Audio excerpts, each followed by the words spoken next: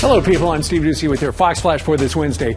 He's been one of the most influential figures in American politics for now nearly 40 years. Well, now, former Vice President Dick Cheney is giving us a never-before look into his career with his new memoir called In My Time. Went on sale yesterday. The former Vice President joined us earlier on Fox and Friends to tell us all about the book. There are so many stories about what went on behind the scenes, and it's not only very telling about you, but there are parts of it that are very funny. When you were Secretary of Defense, you were called to the White House. It's your first meeting. You leave your special office. Right. You hit the private elevator to go down to your waiting car. Right. You hit the button. You're all alone. What happened? Well, I went too far. I didn't know how to run the elevator, and I ended up in the basement of the Pentagon on a Saturday morning. Doors open, I stepped out, doors closed behind me.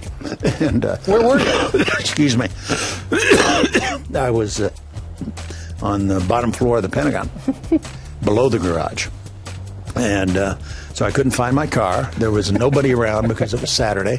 Right. There was no button to call the elevator back down to that floor.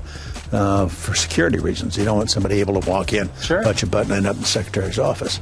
So finally I walked back upstairs, found the stairs, looked out through a door, and I could see the car out there, and my military aide and Secret Service running around saying, pulling his hair out. Yeah, you know, what the hell happened to the Secretary? Yeah. And I just pulled up my coat, tightened my tie, walked out and got in the car. They drove me to the White House, and nobody ever had the nerve to ask where I'd been all that time. Until today. Until today. Former Vice President Cheney also weighed in on the 2012 presidential race. He says he hasn't officially announced who he will endorse, but that he could see Texas Governor Rick Perry getting the nomination. And by the way, the book is terrific.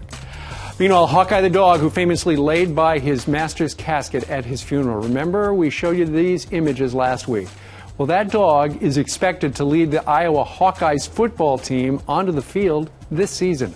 Hawkeye belonged to Navy SEAL John Tomlinson, a native of Rockford, Iowa. He was one of 30 servicemen killed when their helicopter was shot down in Afghanistan on August the 5th.